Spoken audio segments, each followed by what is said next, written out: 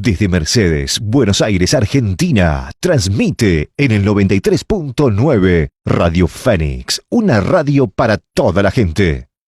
Estamos en vivo y en directo desde el Instituto Belgraniano de nuestra ciudad con la disertación que va a estar a cargo de Mónica Brown, 1815, cuando casi fuimos reino. Bueno, vamos a escuchar esta disertación. Bueno, buenas tardes a todos. Me alegro que estén acá, la verdad que les agradezco. Y antes de comenzar, me gustaría que se acercara Rodolfo Cabral para que él se presente, que nos trajo un presente, nos trajo un obsequio a nosotros como instituto. Nos conocimos el año pasado cuando dimos la charla de Susana Espano sobre los ancestros italianos de la familia Belgrano. Así que presentate bien el de dónde sos y el lugar, ¿no? La institución. Buenas tardes a todos, mi nombre es Rodolfo Cabral. Soy de la Comisión de Estudios Históricos de Berazategui, del Gran Buenos Aires, y el año que viene, soy presidente de la Federación de Entidades de Estudios Históricos de la provincia, de las cuales este Instituto Belgraniano, allá en el año 88, fue uno de los socios fundadores. Estuve escaneando el primer boletín del segundo y encontramos el nombre del Instituto de Mercedes Belgraniano como socio fundador. El año pasado también me invitaron, vine con Susana y yo traje dos banderas para engalanar un poquito el lugar. Susana me dijo, ¿las vas a dejar? Yo dije, no, pero ahora voy a explicar por qué no. Estas dos banderas, esta de colores, es la primera bandera que creó Manuel Belgrano en Curuzucuatiá, cuando iba al Paraguay. Desgraciadamente se perdió como provincia. Iba en 3 divisiones, cada división tenía un palo de estos colores. Estos son los colores que más se usaban en ese momento. No había la cantidad de colores ni la química para hacer otros colores que no fueran estos primarios. Parece la bandera de la Gran Colombia, de Miranda, de Bolívar, pero en realidad fueron 3 paños que los unió Belgrano. No se sabe el orden. En el año 2010, al cumplir el bicentenario de Curuzucuatiá, eligió esta bandera. La amarilla va hacia arriba. Ajá. La bandera de Venezuela es amarillo. Dicen que se enamoró de una mujer, pelo rubio, ojos azules, labios rojos, y quedó con esa combinación. Acá es otra que se eligió que no coincide con casi ninguna bandera del mundo, solamente hay una o dos que tienen esta diagramación. Esta fue la primera bandera de Manuel Belgrano, que es la bandera de la ciudad o departamento de Curuzucuatiá, en este amarillo hacia arriba. Así que hago presente por qué no quise regalarlo en ese momento, porque no se consigue. Después de volver, a principios de año, el año pasado, llamo a Curuzú, quiero encontrar, yo compré mi bandera, pero no me acordaba. Llamo a Rotary Club de Curuzú, me comunico con un abogado, me dice, le digo, quiero comprar 1 o 2 banderas para regalar a institutos belgranianos. Me dice, nosotros te vamos a regalar una. Bueno, pero yo quiero comprar alguna más. Deme el teléfono que yo compre y ustedes me mandan las banderas. Yo compro 2, había 2 más, total 3. La empleada me dice, nos quedan 3 banderas, una la compra Rotary. Sí, por favor, yo te compro 2 y dásela al señor de Rotary que él me lo va a mandar a mí. Así que compré la bandera y el señor pagó no solamente a Rotary Club de Curuzucuatiá para ustedes, porque les dije que era para Mercedes. Le dijo, ¿qué Mercedes? Porque ellos tienen el departamento de Mercedes en Corrientes, ¿no? Mercedes, provincia de Buenos Aires. Así que Curuzucuatiá les regala esta bandera. Después había ido un poquito antes a la provincia de Jujuy. Bueno, esta es la segunda bandera, jurada el 27 de febrero de 1813. Belgrano se hace cargo del Ejército del Norte y trata de rescatar de las manos realistas. No estaba afligido. quiso rescatar y rescató, si no hubieran llegado los españoles hasta Córdoba, y de Córdoba a Buenos Aires estaban a un trecho. Entonces el pueblo de Jujuy y el pueblo de Salta dice, no, resistamos acá, en Salta, la famosa batalla de Salta, porque tuvo orden Belgrano de retroceder hasta Córdoba. Entonces dijeron, no, desobedeció una orden. Por suerte ganó, si no hubiera tenido algún juicio marcial.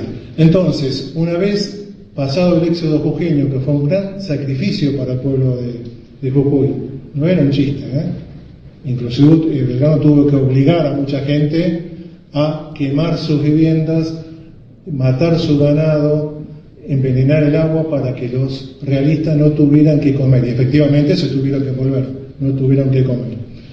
Y Belgrano regaló la tercera bandera que creó al pueblo de Jujuy, ahora provincia. Esta bandera es actualmente, en realidad son dos cosas. Uno es la segunda bandera nacional argentina. Esto que estamos viendo es la segunda bandera nacional. La primera, segunda. ¿Pueden estar las dos? Sí. Esa es la primera y esa es la segunda. Llamada Bandera Nacional de la Libertad Civil. La única diferencia. También se utiliza como bandera de la provincia de Jujuy. La única diferencia en la bandera de ceremonia, estas son de Flamengo. En la bandera de ceremonia son las corbatas. La bandera nacional tiene corbata exactamente igual que la primera bandera argentina, sin ningún tipo de inscripción. Y la bandera de provincia de Jujuy tiene dos corbatas, lógicamente, con dos fechas: el éxodo jujeño y una de las batallas en la cual pudieron echar a los realistas. Es la única diferencia. Cuando vean, si van a Jujuy, van a ver dos banderas de estas con la bandera nacional. La que tiene las fechas es la bandera provincial. La que tiene el moño normal, se puede decir, es la segunda bandera nacional. Así que esta se la regalo yo al Instituto Belgrano de Mercedes. Esa es la historia.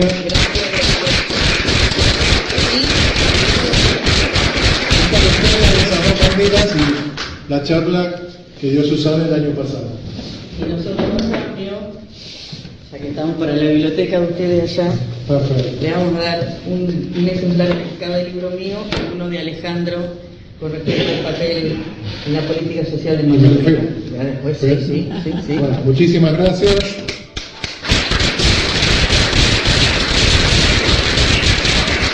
Luego estas fotos las voy a transmitir a todos los miembros de la federación. Gracias. Y también invitarlos a la federación, y si hacen algún día alguna jornada histórica, estaremos acá nuevamente trayendo gente, como hicimos el año pasado con micro, trayendo gente de Gran Buenos Aires, había gente de José de Paz, Capital Federal, yo vine de Bresateri, había algunos de zona norte, así que bueno. Sí, seguiremos en contacto, sí. Perfecto. Gracias. Bueno, muchísimas gracias a todos. Acá hay un lugar más, si alguien quedó, ahí quedó otra silla. Si querés acá o allá, acá hay otra. Bien.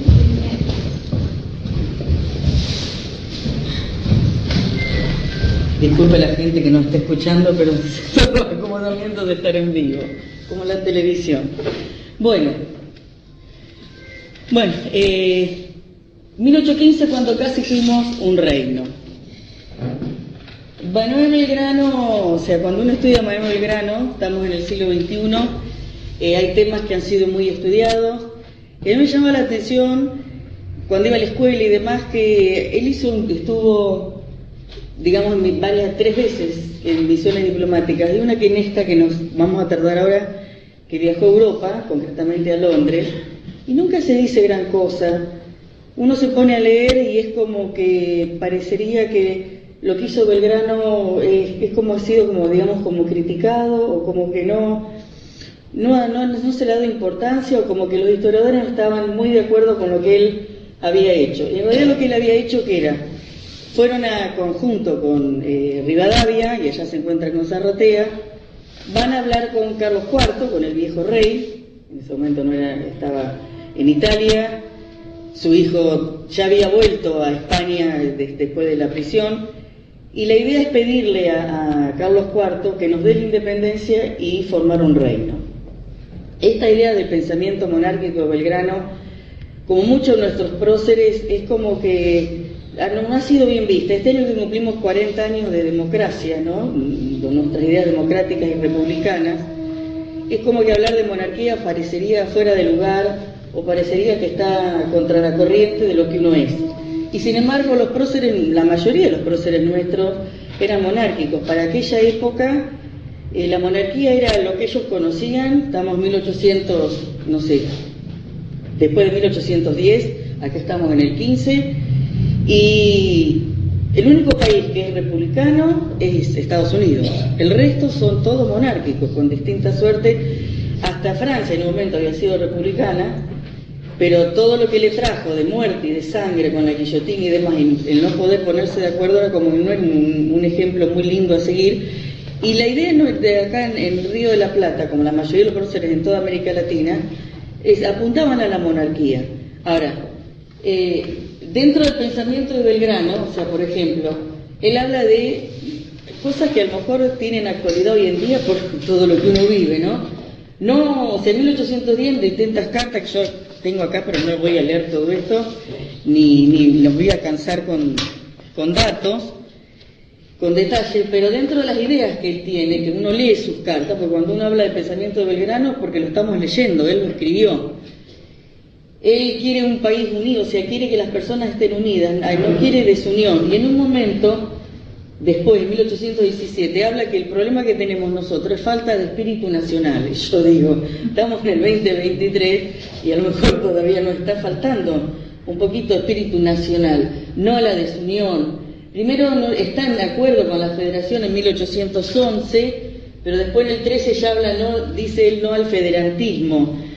Porque para las ideas de él, la idea federal, y en algún momento está en desacuerdo con Artigas, y habla del anarquista Artigas, es como que en la estructura de él, la federación traía a cabo, o sea, y él veía que costaba ponerse de acuerdo, que por eso digo, nosotros estamos en el 2023 y todavía a veces cuesta, en aquel momento más difícil. Entonces, el hecho de tener una cabeza, un rey, como significaba una monarquía, para él era como mucho más viable como sistema de lo que ellos estaban conociendo.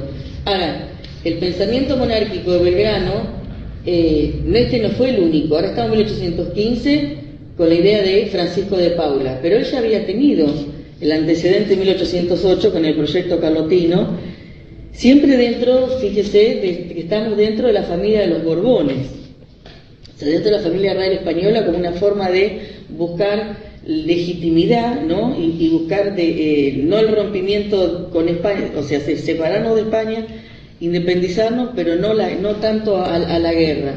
1808 quiere coronar, él quiere, pero Carlota Joaquina no le dio ni 5 de bolilla, he dicho mal y pronto.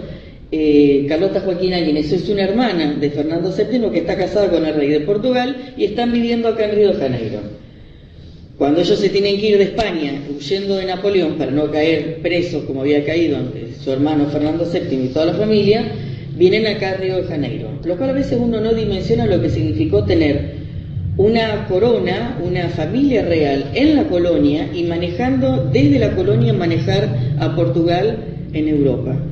Y uno no dimensiona lo que significó tener al rey de acá, porque en realidad nosotros, nadie acá en América, jamás vinieron un rey. Sacando en 1910 que vino la corona, no me acuerdo quién era que estaba de rey en España, sino acá la familia real jamás vino. La teníamos a Carlota Joaquina. Él la quiere coronar, no coronar, sino ponerla como regente mientras volviera su hermano Fernando VII. No pasó mayores, Carlota nunca le dio, no lo escuchó. En 1815, que es el que vamos a ver ahora, con el hermano menor de Fernando VII, con Francisco de Paula, y en 1816 vuelve otra vez, cuando él vuelve de esta misma misión que vamos a hablar ahora, que regresa en enero del 16, y tenemos la reunión en Tucumán para el Congreso que va a declarar la independencia.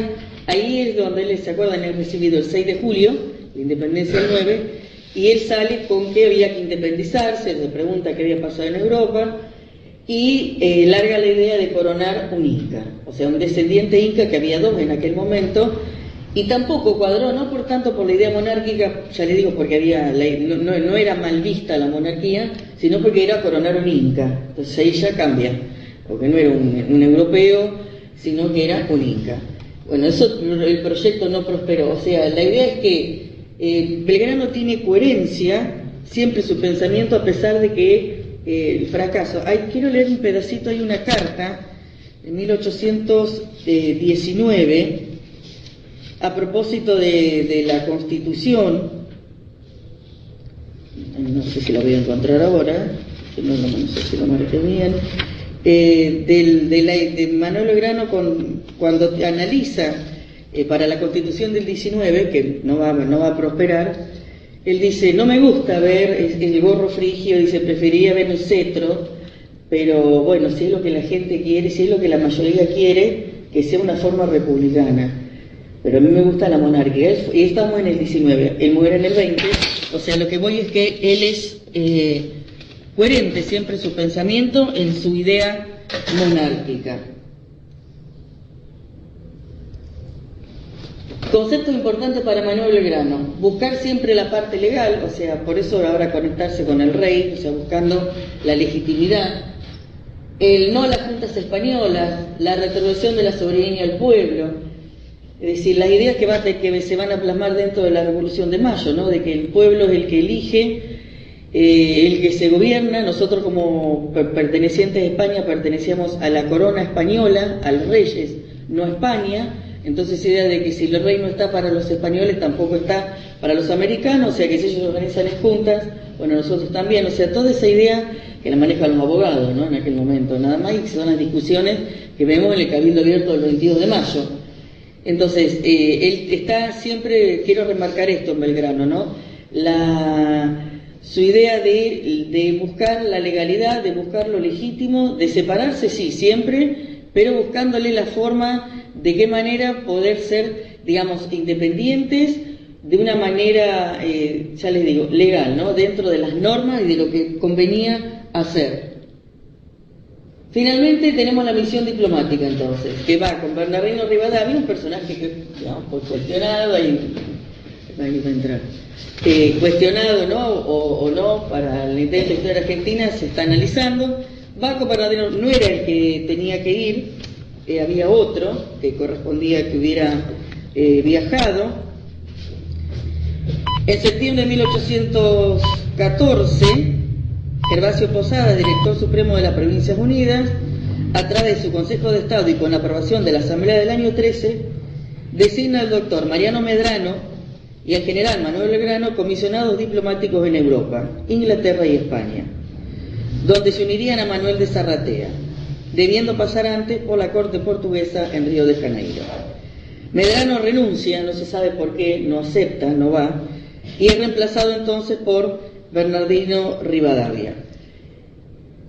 En septiembre entonces, estamos ¿en qué situación europea estamos? En Fernando VII, que ha vuelto a España, ha rechazado lo que habían establecido las Cortes, volvió a establecer el Consejo de Regencia, está pensando mandar una expedición, o sea, porque él vuelve y se da cuenta que todos estos locos americanos se le están todos separando, ¿no? Y están todos revolucionados.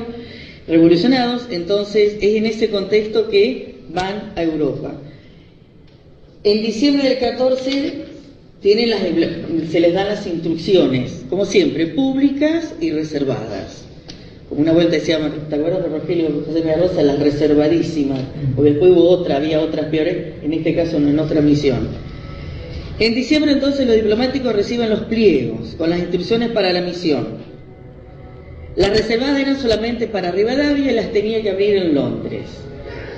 José María Rosa dice, para nombrar uno, porque he mirado un montón de autores, que en realidad Manuel Belgrano iba como para dar una garantía de patriotismo, ¿no? De lo que se iba a hacer, pero que el grueso, el peso de las intenciones la llevaba Rivadavia. Según las públicas, mirá el carrito afuera. Según las públicas, debían felicitar al rey Fernando VII por su regreso al trono, informarle sobre los abusos cometidos por las autoridades y españolas en América durante su cautiverio, asegurar un acuerdo con la metrópoli siempre y cuando respetara las autonomías, permitiendo a las asambleas locales que lo analizaran y aceptaran. Caso contrario, se seguiría luchando. O sea, buscar el apoyo de España, pero lo que España decidiera se iba a analizar acá por las asambleas, ¿no? Por lo propio que tuviéramos nosotros acá en el Río de la Plata. Por las instituciones privadas, Rivadavia tenía dos opciones. Por un lado, debía buscar la independencia política, ya fuera bajo un protectorado español, o bien instalando una monarquía constitucional española, que es la idea que van a intentar. La segunda opción, en caso de la negativa española a reconocer los derechos americanos, era la de buscar la libertad civil bajo el mando de una soberanía extranjera, ofreciendo el Río de la Plata a un príncipe inglés, lo dice en la instrucción, inglés, ruso, francés, alemán, o incluso a un norteamericano, que no sería un príncipe, por supuesto, aunque de preferencia inglés. Se supone que Belgrano desconocía estas órdenes, después lo escribe, ¿no? Que las tenía solamente Rivadavia. Belgrano debía permanecer en Inglaterra sin llegar a España. Parten entonces el 18 de diciembre del 14 hacia Europa en barco. Recuerden que son barcos a vela, entonces se tarda un tiempito. En enero del 15 están el 12 de enero del 15 están en Río de Janeiro, que donde debían hacer un alto. Yo esa parte no la trato porque lo que yo quiero es el proyecto monárquico, no es la idea de Belgrano, pero están un tiempo, desde el 12 de enero al 16 de marzo, están en Río de Janeiro, y se supone que intentando entrevistarse con la corte portuguesa, se encuentra así con los embajadores español e inglés, Pedro Ceballos y Lord Stranford, respectivamente. No lo recibió ni el príncipe Juan ni Carlota. Bueno, entonces, el 16 de marzo finalmente parten hacia Europa. El 7 de mayo están en Falmouth, o como se dice... Good. Muy bien. Inglaterra, llegan a Inglaterra, y el 13 de mayo están en Londres. Y ahí es donde inician las reuniones con Manuel de Zarratea. Y acá me voy a detener en Londres, por eso el 1815. Porque resulta que cuando donde ellos se hospedaron, estuvieron 6-7 meses en Londres viviendo. Entonces es interesante ver dónde estuvieron, no la casa exacta, pero sí está la calle, está el barrio, y está, digamos, la recreación que hace Correa Luna sobre sobre su estadía, dónde pararon, y mirarlo hoy en día dónde está. Porque en aquel momento parecía como que, según lo presenta Correa Luna, como que están en las afueras de Londres, y no están tan afuera, están ahí nomás. Y uno se pone a pensar que es el reinado de Jorge III Hanover, en Inglaterra, que están cerca del Parlamento inglés, viviendo a poquitas cuadras, que están cerca del Palacio de Buckingham, o sea, están en el corazón. Y la idea que va a tener Belgrano dentro de su proyecto monárquico tiene mucho de inglés, tiene mucho de armar un estilo de una monarquía constitucional, sí, pero parlamentaria también. Aquí este mapita es Londres en 1720, ¿no? Ellos ubicados más o menos van a estar en esta zona, ¿no? Bien en el centro, pero de todas maneras es una ciudad importante, estamos hablando, ¿no?, de la capital del imperio. Este es un mapa actual donde ellos van a parar en esta zona de acá. Lo que hoy es la calle Saint James Street, que está la plaza Saint James, y para que uno se ubique, acá tenemos la Galería Nacional, espectacular la Galería Nacional para visitarla, con la plaza Trafalgar Square hoy, ¿no? El Museo Británico, por ejemplo, el Palacio de Buckingham, ahí nomás cruzando la calle, si se descuidan, el Parlamento con el Big Ben. O sea, este es el barrio de West End, o sea, la ciudad de Westminster, hoy en Londres.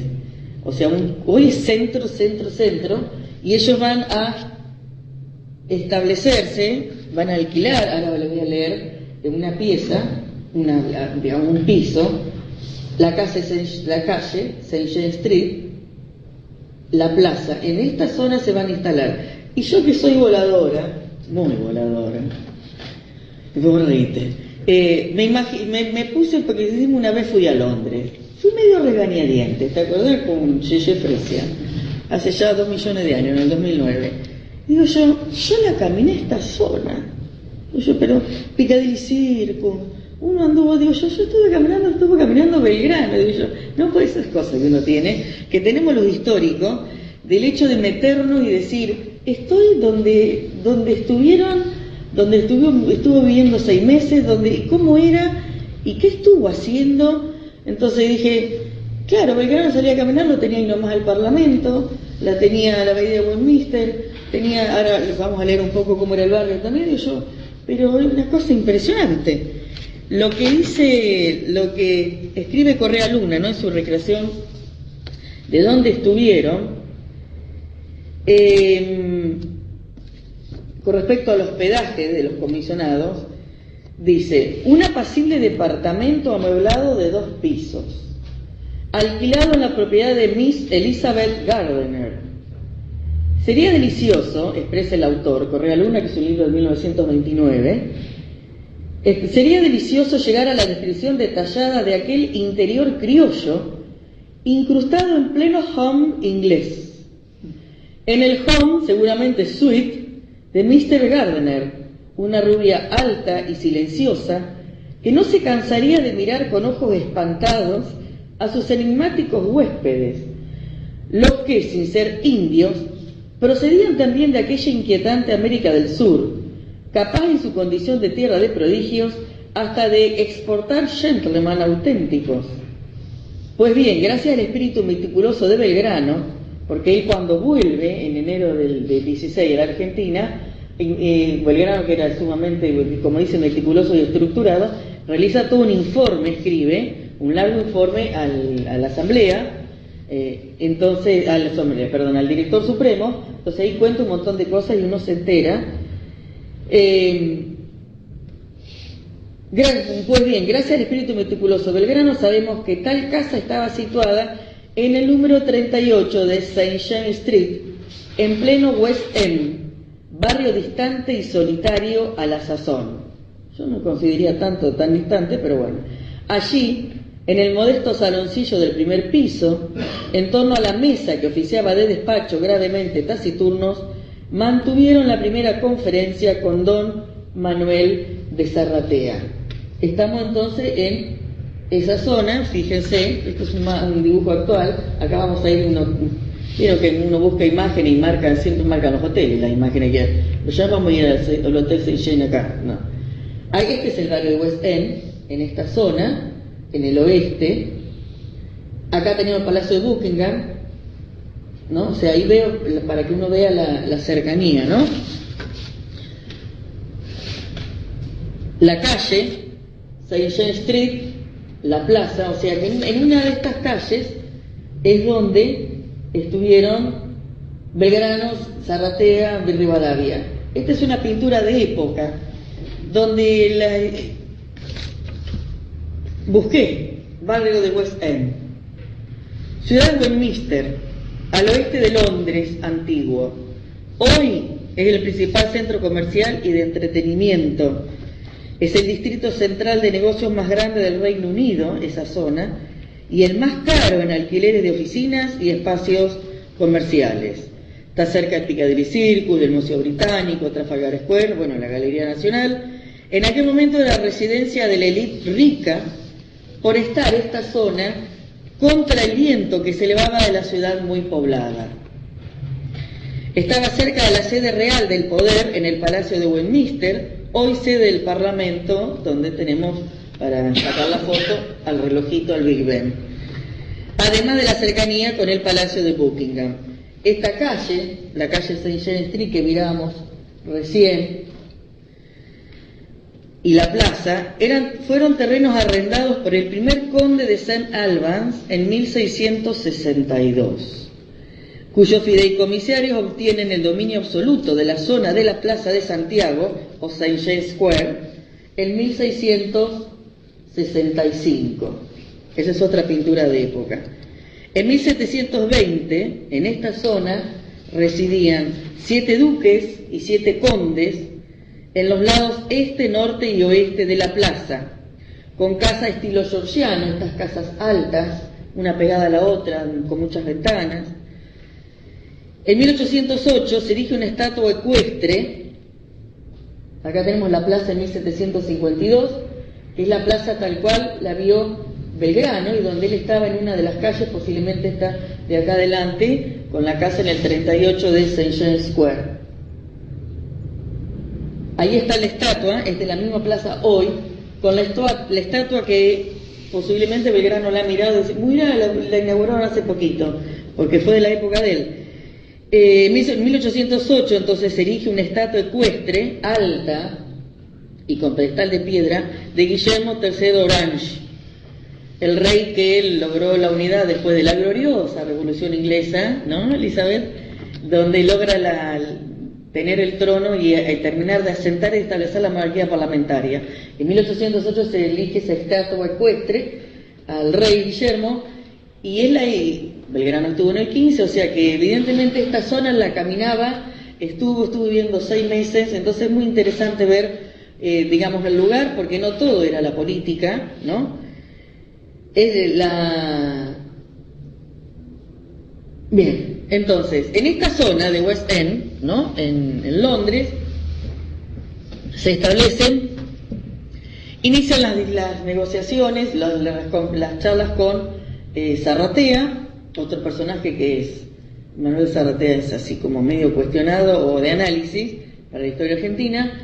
Casi se agarran a los tiros a duelo con Belgrano por la malversación de fondos, ¿no? de esta misión, y Belgrano, que quería todo clarito y todo ordenado y todo escrito. Bueno, hubo un encontronazo al final, yo no lo analicé, pero existe. Y bueno, ahí la idea se reúne con Cabarrús, que era había sido un funcionario de Carlos IV, del viejo rey. Carlos IV en este momento está viviendo en Italia, en Roma, y Cabarrús, ellos nunca fueron a Roma, o sea, Belgrano no salió nunca de Londres, y Rivadavia tampoco. Después, cuando Belgrano se vuelve, él sí va a pasar a España, pero se quedaron siempre en Londres, e inician a través de Cabarrús esta negociación de la idea de coronar, que el Río de la Plata se independizara, que el viejo rey nos diera la independencia y reconociera la formación de un nuevo reino en esta zona. Reino Unido del Río de la Plata, Perú y Chile. Así se llamaría. Entonces, entre junio y julio, Belgrano, que se lo pasó escribiendo cosas que le gustaba, un memorial y un manifiesto escribe Belgrano para enviar al rey Carlos IV para que lo leyera y se lo llevaría a Cabarrús. Con proyecto de constitución del Reino Unido, entonces Río de la Plata, Perú y Chile, para el rey Carlos IV. Ya vamos diciendo, y ya lo sabemos por supuesto, que la misión fracasó. Son recibidos y escuchados. Carlos IV primero estaba de acuerdo con todo, si no, no se le ha puesto a escribir Belgrano, pero lo que pasa es que la situación europea cambia. ¿Por qué cambia? Porque había vuelto, primero vuelve Napoleón, escapándose de la isla de Elba, instala un imperio y es derrotado después de Napoleón, después de ese imperio de los 100 días.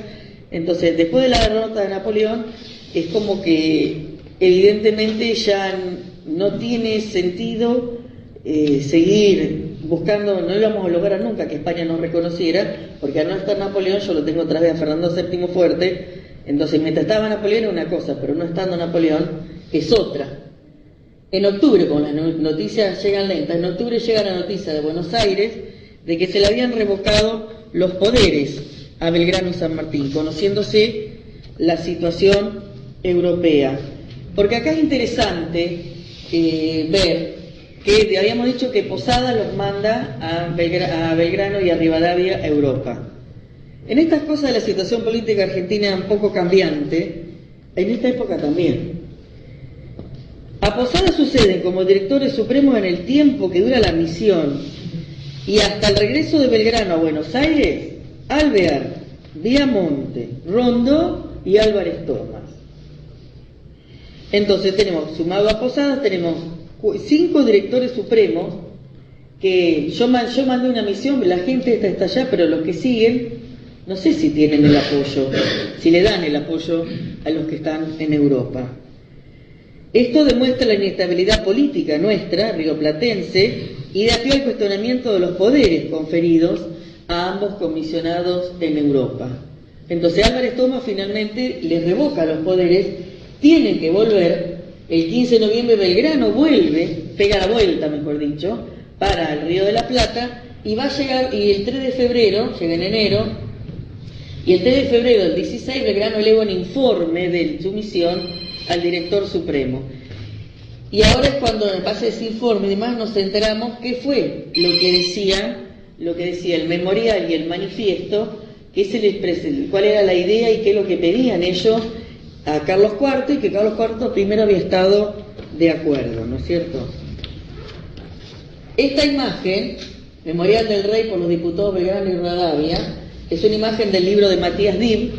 O sea, este tema del monarquismo y esta misión en particular ha sido bastante analizada en este siglo, ¿no? En el XXI. Pues son, ya les digo, esos temas que quedaron medio relegados porque parecían medio descabellados de hablar de antes. De hecho, cuando el compañero Mitre, como digo yo, cuando Bartolomé Mitre escribe la historia de Belgrano, hay cosas que Mitre como que le escribe, pero no le gusta lo que está escribiendo. Entonces, Mitre dice, en 1887, ambos, Rivadavia y Belgrano, que hasta entonces eran republicanos ardientes, lo dice Mitre, no sé dónde lo sacó, que hasta entonces eran republicanos ardientes y que habían trabajado eficazmente en el sentido de dar ensanche a la democracia, comenzaban a concebir dudas respecto de la posibilidad de establecer la república sobre bases permanentes. Eso lo dice Mitre.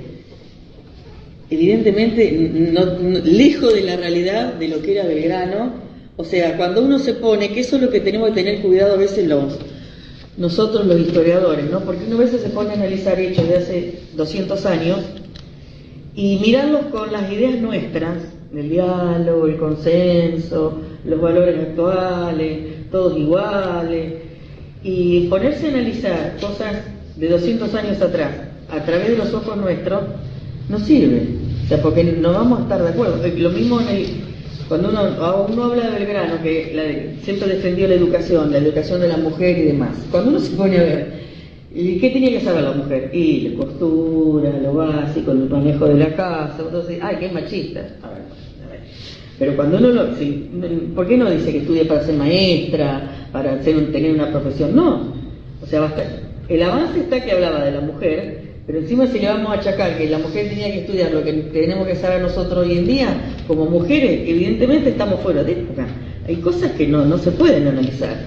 Entonces, Mitre, por más que tiene la historia de Belgrano y la historia de San Martín, que son clásicos para la historiografía argentina, pero bueno, con el tiempo y sobre todo ahora en el siglo XX y mucho a base de las investigaciones y los textos y los anales presentados por el Instituto Nacional Belgraniano, que ha dado el fomento para, analizar y estudiar el Belgrano desde distintas perspectivas, distintos puntos de vista, el Belgrano del consulado, el Belgrano como Alejandro que ha hecho con respecto a y Petrocelli, Petro, ¿dónde está? Que lo vi allá. El tema del suelo, el tema del bogrario, el tema del rol social de la mujer, el tema Belgrano primer indigenista, la parte de educación, está lleno de temas. Y bueno, y acá tenemos este Belgrano monárquico, que tenía esa idea. Esta hoja, entonces este libro de Matías Dib, donde se ve, que si uno alcanza a leer, don Manuel Belgrano y don Bernardino Rivadavia, vasallo de su majestad y diputado plenipotenciario del gobierno de las provincias. Entonces, ellos encabezan así este memorial al rey, fechado posiblemente después del 15 de junio, es sumamente largo, por supuesto que no lo vamos a leer. Lo firman entonces como vasallo de su majestad y diputado plenipotenciario. ¿Y cuál es el rol del memorial? Le cuenta, le recuerda al rey Carlos IV todo lo que nos pasó acá en el Río de la Plata desde que desde el principio del siglo XIX. Virreinato Sobremonte, Liniers, el lío, la conspiración de Álzaga. Uno se lo pone ahora, no termina más. Yo digo, uno que estamos nosotros tanto a la compu, no a teclear y imprimir, esto escribían. Belgrano es impresionante lo que escribió. que hay cosas que uno dice y tiene un tono así medio como forzado y está buscando el apoyo del rey, porque no le está diciendo las cosas como son, Belgrano. Dice: el lío, la conspiración de Alza, el virreinato de Cisneros, la semana de mayo, los gobiernos siguientes, alegando entonces que, y dice textual, los que han influido en las operaciones de Buenos Aires, por mucho que por poco tiempo, jamás se han apartado de los principios siguientes, decía Belgrano. Primero, que aquellos pueblos, o sea nosotros, no era adaptable otro gobierno que el monárquico. Es como que le está cebando un poco el horno y está diciendo... Pero sería como un apoyo a España. ¿Cómo? Sería como un apoyo a España. Claro, está buscando el apoyo del rey, entonces le está diciendo al rey... Peleaban los franceses con los españoles y ahí va cambiando la historia. Sí, pero acá lo que está haciendo Belgrano es, dentro de la explicación y el porqué, los fundamentos que le da el rey, le está diciendo cómo, qué es lo que nos pasó a nosotros y cómo pensábamos nosotros para que él nos dé el apoyo. Entonces, como quiere que nos dé el apoyo, que dice que nosotros no era adaptable a otro gobierno que el monárquico. Que ningún príncipe extranjero prometía la seguridad y ventajas que uno de la familia de vuestra majestad, le dice. Y tercero, que en caso de no poderse conseguir esta, que se ha tenido siempre por la mayor ventaja, debía preferirse la integridad de la monarquía con la independencia en la administración interior de aquellas provincias, más o menos extensas, según se pudiese conseguir de los tratados y arreglos de pacificación. El gobierno de las provincias del Río de la Plata ni ha omitido paso ni ha dejado de buscar ocasión de proponer y aún pedir la paz, y al entrar en el ajuste de un convenio racional, él ha recurrido a este efecto con la repetición al gobierno y ministro de la Inglaterra, al príncipe regente de Portugal y a esa Augusta Esposa, hija de vuestra majestad, y a los jefes de Montevideo, bla, bla, bla. Mediaciones que han sido desairadas por el partido de la península. Lo que le están achacando, digamos, remarcándole al rey, es que acá se está buscando, siempre buscamos la paz y la unidad y separarnos, pero los otros no querían. ¿Vieron? O sea, le está buscando la vuelta para que decirle al rey, bueno, a ver, danos el apoyo, declararnos independientes, o sea, vos como rey, porque aparte está la parte legal, ¿no? Como decían las leyes de India, vos como rey sos el único que podés dar, porque son tierras tuyas, entonces dar independencia y dar una separación a un territorio, vos sí lo podés hacer. Entonces vos sos el que lo tenés que hacer, lo tenés que dar, porque nosotros somos monárquicos, porque nosotros siempre estuvimos... En algo no miente, o sea, porque siempre se buscó la unidad. Cuando hablábamos de la lucha civil, está lleno de cartas de Belgrano a Vigodet, a los distintos jefes españoles, donde él se queja y lo dice de corazón, donde él no quiere la lucha de hermanos. O sea, porque nosotros éramos tan, digamos, tan españoles como ellos, los que estábamos peleando. De hecho, tuvo que dar la bandera para poder diferenciarnos porque éramos iguales. Entonces, somos tan españoles como vos, somos hermanos. Lo único que tenemos un problema acá de que nosotros no nos queremos separar del rey, pero queremos tener nuestro propio gobierno. Entonces, ustedes nos quieren dominar, pero ¿quiénes son ustedes para gobernar? Dominarnos no tienen derecho. ¿Y para qué tienen que este derramamiento de sangre que es inútil? En un montón de cartas se ve esto de Belgrano. Hablan de la expedición de Morillo, bueno. Entonces, y después le aclaran una cosa que yo lo remarqué porque digo, acá sí, que le está diciendo una mentira al rey, lo digo cariñosamente, García Belgrano, impresionante. Sí, señor, le dice, las provincias del Río de la Plata, cuando instalaron su gobierno, no hicieron nuevo reconocimiento del príncipe Fernando. A mí me habían enseñado que la Junta de Mayo es Junta Provisional Gobernativa a nombre de la soberanía de don Fernando VII, ¿no, Rogelio? Sí. Así es. Entonces, no hicieron nuevo reconocimiento del príncipe Fernando. ¿Cómo que no? Se le está diciendo al rey lo que el rey va a querer escuchar. Tiene una mirada de abogado él. Obviamente, siempre que de militar. Exacto, siempre dentro de la ley. Por eso todos los autores, los que han analizado Belgrano, y por supuesto que uno coincide, lo considera como la persona más capaz y más idónea para esto de la diplomacia, porque era muy leído, no solamente hablar varios idiomas. Entonces el manejo que él tiene de la ley es impresionante. Bueno, Y después, más adelante le dice: el remedio pues, señor, no es otro que el que vuestra majestad ceda a favor de su digno hijo, don Infante de Paula, el dominio y señorío natural de aquellos pueblos, constituyéndole rey independiente de ellos, bajo las solas bases que los diputados, a nombre de sus poderdantes, respetuosamente presentan. Entonces, la idea del memorial es pedirle al rey este rey. O sea, que su hijo, el más chiquitito, este cuadro, los que le gusta el arte, el cuadro de Velázquez, donde tenemos toda la familia real, hay un chiquitito ahí, agarradito de la mano de María Luisa, de la mamá, que este sería el infante. Tiene 2000 años y se lo sigue llamando infante, es propio, ustedes saben, del tratamiento protocolar de la realeza. La infanta doña no sé qué y una mujer que tiene como 60. Bueno, es el título, ¿no? De cómo, claro, este Velázquez, no, la menina es otro, que habla muestra todo, que dicen que está hecho a propósito porque en el cuadro entero, por acá solito está paradito Fernando VII, medio separado, que los analistas dicen que está separado porque en ese momento se llevaba mal, pensaban que Fernando VII con el padre no se llevaba muy bien con Carlos IV, y Carlos IV se supone que el hijo hereda al padre en los reinos, en las monarquías, cuando se muere el padre. Si no, el padre tiene que abdicar. Entonces, Carlos IV se lo obliga a abdicar, porque no lo quería nadie, y lo ponen a Fernando. En el cuadro, entonces, Fernando aparece medio separado, paradito, es uno de los más grandes, pero este es el más chiquito. Este chiquito se va a transformar, destaquemos siempre el tema de los colores en las bandas, porque le falta el sol, y es la bandera nuestra. Ahí estamos el otro tema con la discusión ¿de dónde salen los colores de nuestra bandera, el celeste y blanco? En esa, la primera lo colocan, la de Cruz claro. No es casual que ponga el azul. Sí, claro, y acá, porque fíjense, lo pinta Velázquez y acá lo volvemos a tener ya grande, el infante Francisco de Paula Borbón, que el Francisco de Paula Borbón se llamaba Francisco de Paula Antonio María de Borbón y Borbón, eso de casarse todo entre parientes para no perder, ¿no? Bueno, Francisco de Paula Antonio María de Borbón y Borbón, había nacido en 1794, 1865, que en esta época tenía más o menos 20 años, una cosa así. 14º hijo y último de Carlos IV y María Luisa.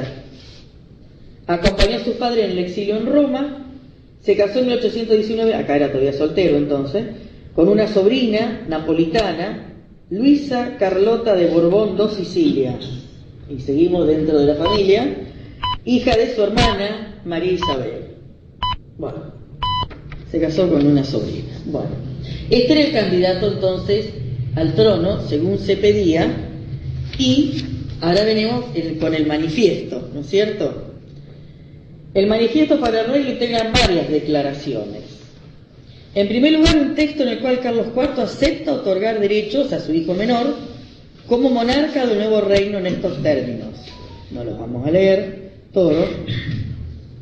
Y dice: he venido en ceder, como de hecho cedo y renuncio por acto libre, espontáneo y bien pensado, a favor de mi nominado hijo tercero, el infante don Francisco de Paula de Borbón, el alto dominio y señorío que he recibido de mi augusto padre, que de Dios goza, de todas las ciudades, villas y lugares, con todas sus dependencias y territorios, que formarán el virreinato de Buenos Aires, que formaban el virreinato de Buenos Aires, la presidencia del Reino de Chile y provincias de Puno, Arequipa y Cusco, con sus costas e islas adyacentes, desde el Cabo de Horno hasta el puente de Apunima, cuyo territorio lo creo indispensable, atendida su población para mantener su dignidad de rey e importancia de una monarquía.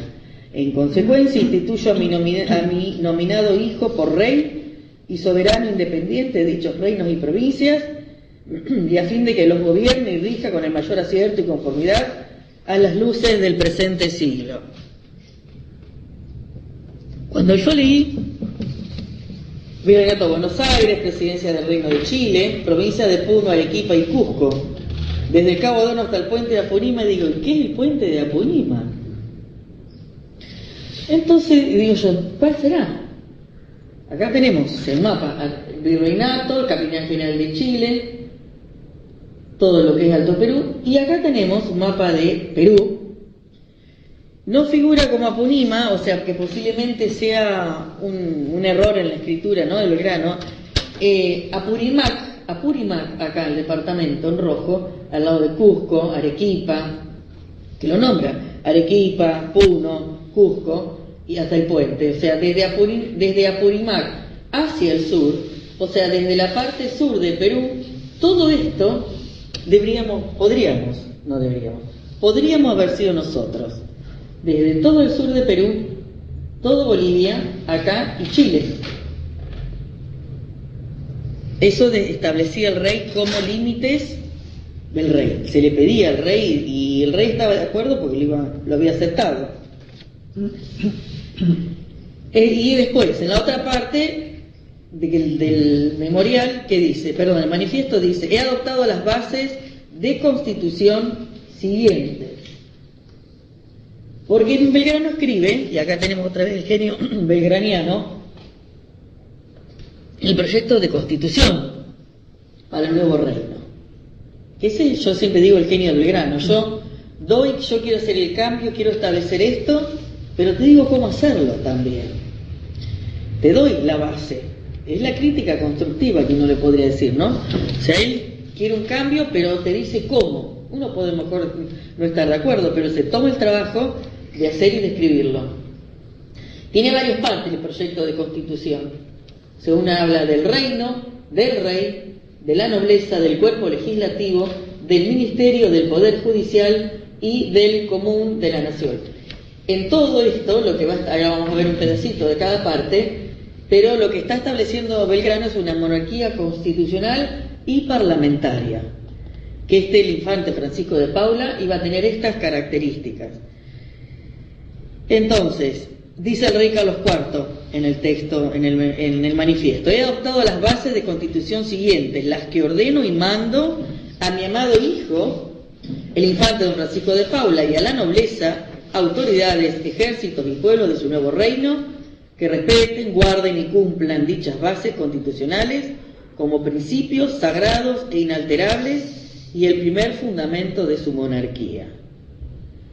Entonces, al hablar del reino, que es algo interesante porque separa la figura del rey como autoridad ejecutiva de lo que es la figura del Estado, ¿no?, como reino. La nueva monarquía de la América del Sur tendrá la denominación del Reino Unido del Río de la Plata, Perú y Chile. Y le da un escudo, que calculo que el dibujo, que también está sacado del libro de Matías Dib, que está acá se nota atrás la escritura y todo, está dibujado en el original, no en el documento. Supongo que el dibujo lo debe haber hecho Belgrano. ¿Quién lo va a hacer si no? O sea, acá vemos las dotes artísticas de Belgrano. No tiene muchas dotes porque uno mira los brazos y están medio, ¿no? Pero bueno. ¿Puede hacer una? Se te Sí. tenía que ocurrir. Sí. Además le está dando un lugar importante a España. Obvio, se lo está reconociendo, sí. O sea que el rey por su cuenta era el que tomaba las decisiones. No. Sí, cómo no, el rey. O sea, el memorial está escrito y todo por los ministros, o sea, por los rioplatenses, Belgrano y Rivadavia. Sí. Está escrito por ellos, pero se supone que el rey esto lo ha visto y lo iba a aprobar, es decir, él está aceptando. Él está aceptando lo que está diciendo. Es una sola persona. Porque para la ley española, nosotros éramos reinos de Indias. O sea, después los Borbones, ¿no?, desde la época de los reyes católicos. Éramos reinos de Indias, pertenecíamos a la corona, a los reyes, sea quien fuera el rey. Pertenecíamos a la corona española. Sí. La denominación de colonias fueron más de los Borbones, más con lo económico y lo comercial, pero nosotros para la ley española teníamos la misma categoría que los reinos españoles, que el reino de Castilla, que el reino de Aragón, Navarra. O sea, estamos, por eso, cuando viene la Revolución de Mayo y entramos a discutir qué hacer con el virrey Cisneros, la idea es que Cisneros no nos puede gobernar. Por eso hablamos al principio de la retroversión de la soberanía del pueblo. Ellos dicen que Cisneros no nos puede gobernar más, por más que lo aguantaron 2 años, porque el señor no estaba del día anterior al 25 de mayo, así, estaba desde 1809. Entonces, yo cuando pueda protestar y pueda reclamar, voy a decir, quiero hacer valer la ley española, es decir, nosotros pertenecíamos a España, el único que podía decidir qué hacer con los reinos o nombrar las autoridades era el rey de España. Entonces, en el caso de Cisneros, que es lo que es la Revolución de Mayo y lo que Belgrano también está hablando acá, Cisneros no tenía poder para gobernarnos, porque a Cisneros no lo había nombrado el rey de España, porque el rey de España estaba preso, que era Fernando VII, entonces lo había elegido la Junta Española. Es como si uno dijera que se mueren mis viejos, yo tengo mis hermanos, y mi hermano me quiere mandonear a mí, me quiere decir, no, vos tenés que hacer tal cosa. ¿Y vos quién sos? Le voy a decir yo, para decirme si vos sos tan hijo como yo, de los viejos que ya no están. Claro, no, pero yo lo que me refiero es esa verticalidad. Sí, la verticalidad es con el rey. Yo me refería de Paula. De Paula acá iba a tener normas, iba a tener... Obvio, y acá está la Constitución. Porque el rey de acá... El rey lo que hace es... hacer una monarquía parlamentaria. El rey Carlos es el único que puede decir, cedo parte de mis tierras, porque como yo soy el dueño, le cedo, digamos, le doy la independencia, la separo, y elijo un nuevo rey para ese nuevo lugar, para ese nuevo reino que se va a llamar Reino Unido. Ahora, siempre respetando la voluntad del rey, por eso el rey al cambiar la situación, cuando tiene que firmarlo, finalmente no lo va a firmar nada, pues no le conviene ahora a Carlos IV ponerse en contra de su hijo Fernando VI, que está otra vez fuerte en el trono, porque Napoleón no está más. Entonces, al cambiar la situación política, ahí se complicó. Porque si Napoleón hubiera seguido, seguramente hoy seríamos un reino. Seguro, porque la idea estaba. Pero bueno, al girar y a cambiar de opinión el rey, y listo, si el rey dijo que no, chao, no puede prosperar más. Porque él era el que era el que decidía. Entonces, dentro de lo que dan, cuando hablar del reino, ya habla del escudo. Sus armas serán un escudo que estará dividido en campo azul y plata, otra vez, el azul y blanco. En campo azul, se supone el oscuro, y plata. En el azul ocupará la parte superior, se colocará la imagen del sol, y en el plata, 2 brazos con sus manos que sostendrán las 3 flores de lis, distintivo, acá están, son florcitas de lis, ¿eh? Distintivo de mi real familia, de la familia de los Borbones, con la flor de lis. Llevará la corona real y se apoyará sobre un tigre y una vicuña. El dibujo que está en el documento original no tiene la corona real, el tigre y la vicuña. Me parece que se le quemaron los papeles a Belgrano para poder dibujar animales. No están, pero la idea que acá debería haber entonces una corona real, un tigre y una vicuña, animales distintivos de nuestra zona, o sea, de América del Sur. Su pabellón será blanco y azul celeste, o casualidad. La corona será hereditaria, dice la Constitución, por el orden de proximidad de las líneas de agnación y coronación, es decir, hereditaria por el lado tanto de femenina como masculina. Y después dice, si lo que Dios no permita, el rey actual falleciese, o sea, si muriese Francisco de Paula, sin sucesor, retrovertirán a mí sus derechos para que con acuerdo y consulta de las salas del cuerpo legislativo, consultando al cuerpo legislativo, elija otro soberano de mi real familia. Pero si yo no existiera, dice Carlos IV, porque era un hombre grande, dichas salas tendrán la facultad de elegir por su rey a uno de los príncipes de mi real sangre. O sea, es una monarquía que si no hay un heredero directo, el poder legislativo, que ahora vamos a decir, estábamos en esta, el cuerpo legislativo era el que iba a elegir al rey en el caso de que no hubiera rey, siempre dentro de la familia real. El apartado del rey. La persona del rey es inviolable y sagrada. Sus ministros son responsables. El rey mandará las fuerzas de mar y tierra, declarará la guerra, hará la paz, tratados de alianza y comercio, como un presidente. Distribuirá todos los empleos, estará a su cargo la administración pública, la ejecución de las leyes y seguridad del Estado, a cuyos objetos dará las órdenes y reglamentos necesarios. El rey nombrará toda la nobleza, dará todas las dignidades, podrá variarlas y concederlas por vida o hacerlas hereditarias. El rey podrá perdonar las ofensas, conmutar las penas o dispensarlas en los casos que la ley le conceda. O sea, los poderes del rey, inviolable y sagrado, pero tiene las facultades de un presidente, más o menos. La nobleza. La nobleza será hereditaria en los propios términos que la corona. Se distinguirá precisamente en 3 grados y no podrá extenderse a más, o sea, 3 tipos de nobles nada más para el nuevo reino. El primer grado será el duque, el segundo de conde y el tercero de marqués. Los nobles serán juzgados por solo los de su clase. Tendrán parte en la formación de las leyes, podrán ser diputados de los pueblos y gozarán de los honores y privilegios que la ley o el rey les acuerde, pero no podrán ser exceptuados de las cargas y servicios del Estado. Tenés que pagar impuestos como todo el resto de los vecinos. Qué bien. Muy bien, ¿no? Bien, aunque sea duque, marqués o conde. Todo individuo del Estado, de cualquier clase y condición que sea, podrá optar a la nobleza por sus servicios, por sus talentos o por sus virtudes, meritocracia. Todo aquel podía acceder a ser marqués, duque o conde. El primer número de la nobleza será acordado por el rey y representante y cualquier otro asunto por el cuerpo legislativo. El cuerpo legislativo, entonces, integrado por el rey, por la nobleza y representación del común. La presidencia de su sala será acordada, bueno, acá es mucho, vamos a leer.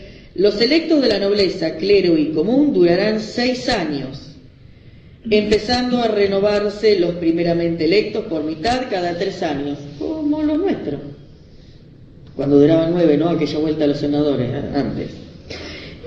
Los diputados del común no podrán ser ejecutados, perseguidos o juzgados durante su comisión, igual que ahora, sino en los casos que la ley designe o por la propia sala a que pertenecen. Bueno, y eso no. La facultad de proponer la ley será común al rey y ambas salas. Toda ley será el resultado de la pluralidad de ambas salas y del accessit del rey. La sanción y promulgación de la ley será privativamente suya. Las salas no podrán reunirse ni disolverse sin expresa orden del rey. Ahí tenemos la figura del rey, por supuesto. Del ministerio. Ninguna orden del rey sin autorización de un ministro correspondiente será cumplida. Ninguna orden del rey sin autorización de un ministro correspondiente. O sea, no puede hacer lo que quiera, como quiera y cuando quiera. Los ministros tendrán la facultad de proponer a ambas salas lo que crean conveniente y entrar a cualquiera de ellas a informar lo que estimen oportuno.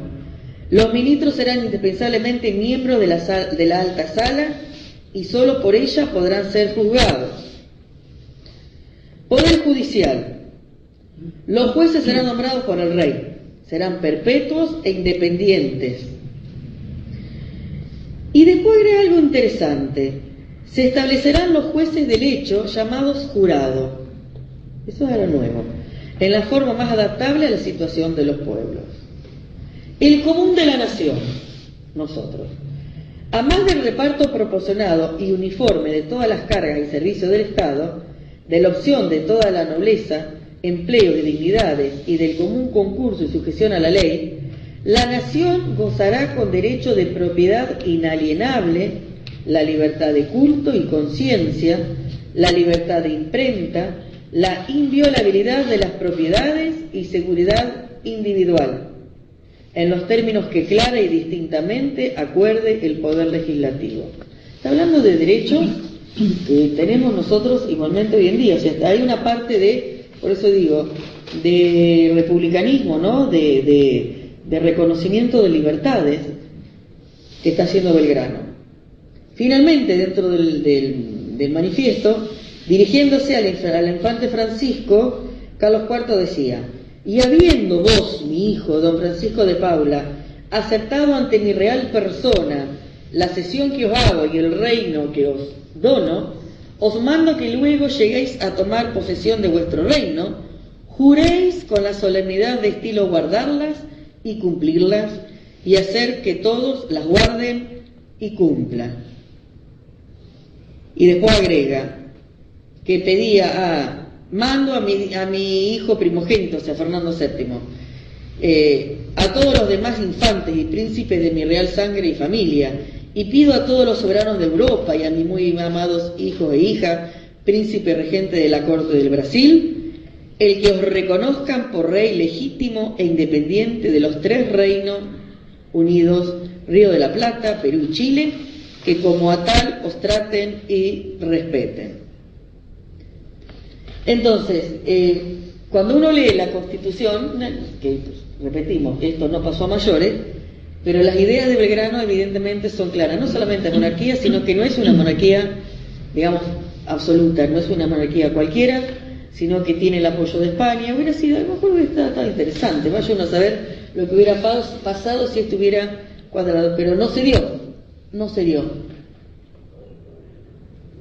Y acá, para finalizar, no que quiero estar yo en la fotito, bueno, estoy yo en la fotito, sino que este cuadro, que es tan conocido, ¿no?, de Manuel Belgrano, él lo hizo en esta misión diplomática. Cuando él estaba en Londres, el artista francés François Casimir Carbonnier, discípulo de David y de Ingres, él tuvo tiempo, por eso digo, estuvo 6 meses, por eso me gustó meterme a ver el lugar, la plaza, dónde anduvo, lo que podría haber visitado. Debe haber ido a visitar el Museo Británico, la Galería Nacional, un montón de cosas. Y cuando va a la galería, evidentemente buscó, muy de época, ¿no?, hacerse un cuadro. Este es un muy conocido cuadro que en este momento se encuentra en la Municipalidad de Olavarría y fue donado por la familia de Belgrano, fue donado a la municipalidad. Y lo interesante de este cuadro, que se le hizo pintar a Belgrano, es el detalle que tiene de la bandera. Por un lado, o sea, los analistas dicen, fíjense que tiene, acá atrás tiene todo como todo, ¿no? La figura destacada, bien académica, bien remarcada, la figura humana, y después todo un telón y un paisaje y fondo, como era muy común en los cuadros de aquella época. En esta parte de acá, ahí, ahora vamos a ver el detalle, está parte de lo que sería una batalla, y se ve la bandera, acá y hay otra por ahí. Que la bandera tiene franja superior blanca, franja inferior azul, que se supone que era la bandera que como quería Belgrano. Después derivará en esto de azul, celeste, celeste, blanco, celeste. Pero era porque se supone que si él se le hizo pintar, evidentemente pidió la bandera como él la quería, como él la concebía en su cabecita. Entonces, la mitad superior blanca, la mitad superior azul. Y bueno, y ahí tenemos un ejemplo de, esto es 1815, y es la bandera que él creó 3 años antes, y es la bandera, bueno, ya estuvimos hablando mucho de la bandera, y este cuadro es sumamente conocido. Así que bueno, ya les digo, esto pasó en junio, y no va, en septiembre, octubre ya reciben las órdenes de que paren las rotativas, esto no sigue, se terminó. Y bueno, y van a tener que volverse, en realidad se vuelve a Belgrano, ya dijimos, sale en noviembre, en febrero ya está acá, en enero ya está acá, y Rivadavia se queda un tiempito más. Belgrano dice que se quede, él va a girar un poco más, pero lo de Rivadavia digo yo, porque si no, tiene muchas aristas. El tema con Cabarrús y todo el accionar de Cabarrús es controvertido también. Belgrano, ya les digo, lo va a cuestionar por los gastos que hizo. Cabarrús era un chanta, digamos, nosotros eran de estos políticos que agarraban dinero y malversación de fondos. Pero bueno, Belgrano, que era tan estructurado, y bueno, y quedó ahí. Él vuelve y después tenemos justo ahí nomás el tema del Congreso de Tucumán, y un par de meses después él va a volver a seguir la monarquía, pero ya no con algo español, sino con el tema de un inca, que no va a cuadrar por otras razones, porque si hubiera querido que fuera de otra nacionalidad, seguramente hubiera tenido problemas. Pero, o sea, fíjese la idea, el virreinato de Río de la Plata, Perú y Chile. Involucra a Bolivia, no lo nombran a Bolivia porque forma parte del Río de la Plata. O sea, evidentemente, volver con lo del Inca, él está girando con esto de no perder la unión, ¿no?, con el resto de América, o por lo menos con una parte, o no perder la unión del virreinato. Y bueno, eso no va a poder darse, pero por lo menos la idea la tenía. Así que esta es digamos, nuestra contribución de Belgrano en este año de democracia, ¿no?, de 40 años de reforma republicana o de democracia directa, pero que tenemos ideas republicanas y democráticas constitucionales, ¿no?, dentro de Belgrano. Y el Instituto Nacional dice que Belgrano es considerado uno de los primeros constitucionalistas porque el reglamento del pueblo de las misiones, o sea, la idea de él es monárquica, pero siempre dentro del marco de la ley, o sea, siempre buscando esa legitimidad y esto en base a la ley. Así que bueno, nada más. Les agradezco.